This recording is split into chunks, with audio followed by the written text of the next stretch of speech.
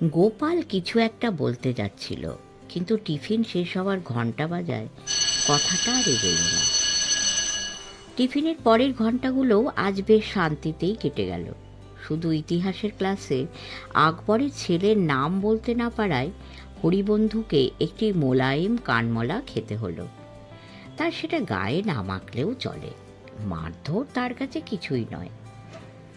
ছুটির ঘণ্টা বাজবার একটু আগে গোপাল বলল, আজও তোমাকে একটু এগিয়ে দেওয়ার ইচ্ছে ছিল, কিন্তু নোয়াপাড়ার সঙ্গে আজ একটা কাবাডি ম্যাচ আছে। হরিবন্ধু লজ্জিত হয়ে বলে, না না, এগিয়ে দিতে হবে না। আজ আর ছুটির পর হরিবন্ধু অপেক্ষা করল না, বই খাতা নিয়ে বেরিয়ে পড়ল। স্কুলের ফটক থেকেই গোপাল অন্যদিকে রওনা হয়ে যাওয়ার পর হরি একা। ছেলেদের দঙ্গল থেকে একটু তফাতে সে বাড়িমুখো হাঁটতে লাগলো। হাঁটতে হাঁটতে সে গোপালের কথাই ভাবছিল। এ বিষয়ে সন্দেহ নেই যে ক্লাসের সব ছেলেই গোপালকে ভয় পায়, কিন্তু কেন পায় সেটাই তাকে খুঁজে বের করতে হবে। মাস্টারমশাইরাও দেখা যাচ্ছে পারতপক্ষে গোপালকে ঘাঁটান না, তারই বা রহস্য কি? আর গোপাল তাকেই বা এমন করে আগলে রাখলো কেন? ছেলের দঙ্গল বিভিন্ন পথ ধরে যে যার বাড়ির দিকে চলে গেল। রাস্তা নির্জন হয়ে এলো।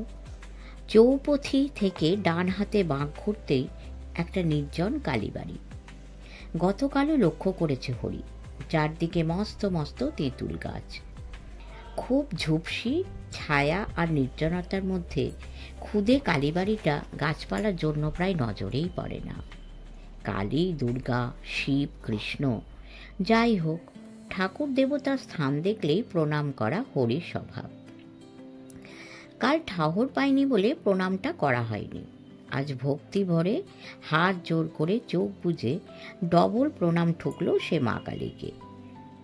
মা, মাস্টারমশাইদের রাগ কমিয়ে দাও মা, মা গো, বাচ্চার ছেলেগুলো সুমতি দাও মা, গোপালের সঙ্গে যেন কখনো আরই না হয় মা, পাগলা সাহেবের চাবুক যেন পিঠে না পড়ে মা, বাবার মনটা যেন নরম হয়ে যায় মা, আমি যেন বাড়ি ফিরে যেতে পারি মা, ইত্যাদি। প্রণাম সেরে চোখ খুলতেই কিন্তু সে থতমত খেয়ে গেল। সামনে গোটা চারেক হুমদো হুমদো ছেলে দাঁড়িয়ে, তার ক্লাসেরই ছেলে।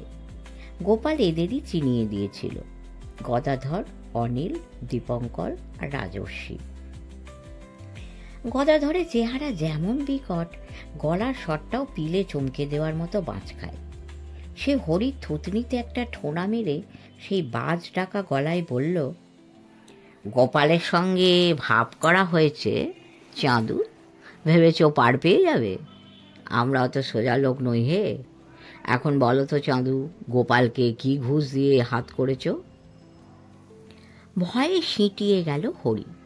একটু আগে মা কালীকে রীতিমতো ভক্তির সঙ্গে ডাকাডাকি করেছে, তার এ কী পরিণাম!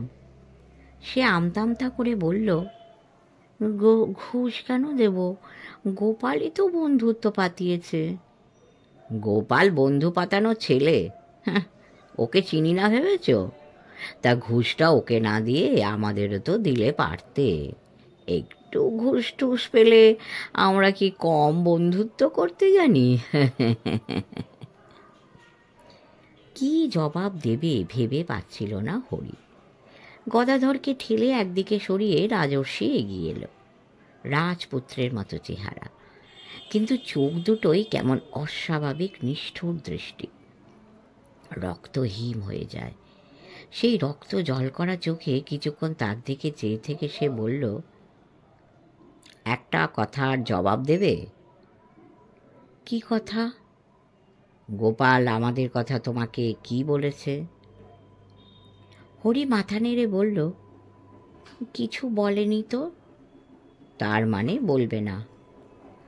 হরি ভয় খেয়ে বলল, না মানে তেমন কিছু বলেনি। কি বলেছে তা আমরা শুনতে চাই। হরি বিপন্ন গলায় বলল, সেটা তোমরা গোপালকে জিজ্ঞেস করো না কেন? সেটা আমরা বুঝবো, তোমাকে জিজ্ঞেস করছি, তুমি জবাব দাও। হরিবন্ধু হঠাৎ সাহস করে বলে ফেলল, তোমরা কি গোপালকে ভয় পাও? এ কথায় হঠাৎ চারজনই কেমন স্থির হয়ে গেল। তারপর পরস্পরের মুখের দিকে তাকাতাকি করল।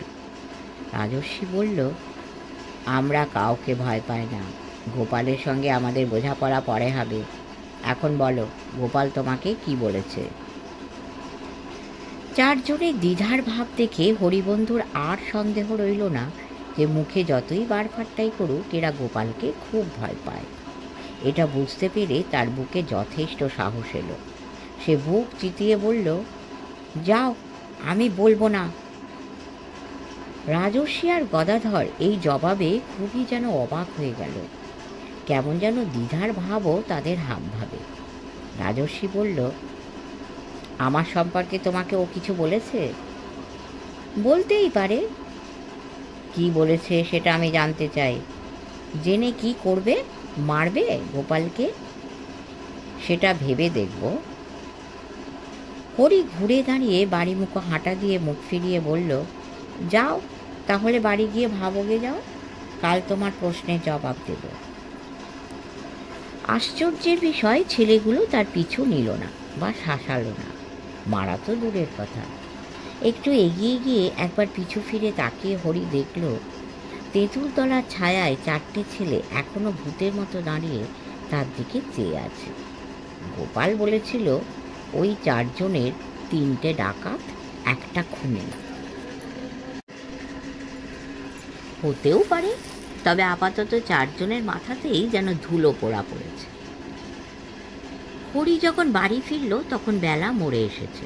সে ঘরে ঢুকতেই যোগুরামের বউ ঝুমড়ি একটা কেরোসিনের টেবিল ল্যাম্প জেলে ঘরে দিয়ে গেল। হরি বাথরুম থেকে হাত মুখ ধুয়ে ঘরে আসতে ঝুমড়ি মস্ত এক বাটিতে বিশাল এক তাল ছাতু মাখা নিয়ে এলো। ছাতু হরি কখনো খায়নি দেখেই তার খিদে উবে গেল। সে বলল, ও সব আমি খাই না, তুমি নিয়ে যাও। ঝুমড়ি বড় একটা কথা কয় না, এবারও কিছু বলল না। টেবিলের ওপর ছাতুর বাটির পাশে এক গ্লাস জল গড়িয়ে রেখে দিয়ে চলে গেল। ছাতু দেখে যতই অনিচ্ছে হোক, পেটে তার সাংঘাতিক খিদে। এখানকার জল হাওয়া ভালো বলেই সে শুনেছে, তাই দোনো করে সে ছাতুর তাল থেকে একটু খুঁটে মুখে তুলল। মনে হচ্ছে আচারের তেল আরও 2-1টা অদ্ভুত মশলা দিয়ে মাখা। টক ঝাল নোনতা, স্বাদটাও বেশ ভালো।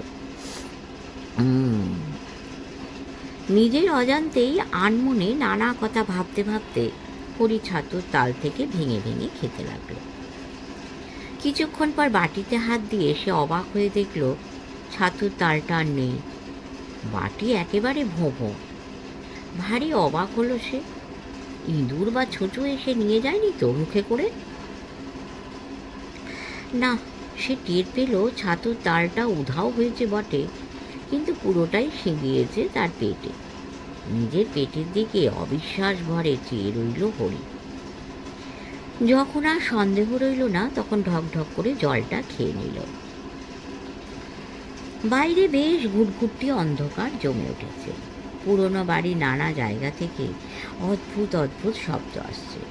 একটা আলগা পাল্লা মাঝে মাঝে খটাস করে বন্ধ হচ্ছে, আবার ক্যাঁচ ক্যাঁচ করে খুলে যাচ্ছে। ধীরে ইঁদুর ডেকে উঠল যেন কোনো ঘরে। একটা বিড়াল মিউ মিউ করে দোতলার কোথাও ঘুরে বেড়াচ্ছে। কাছে পিঠে কোথায় যেন একটা শিয়ালও ডেকে উঠল।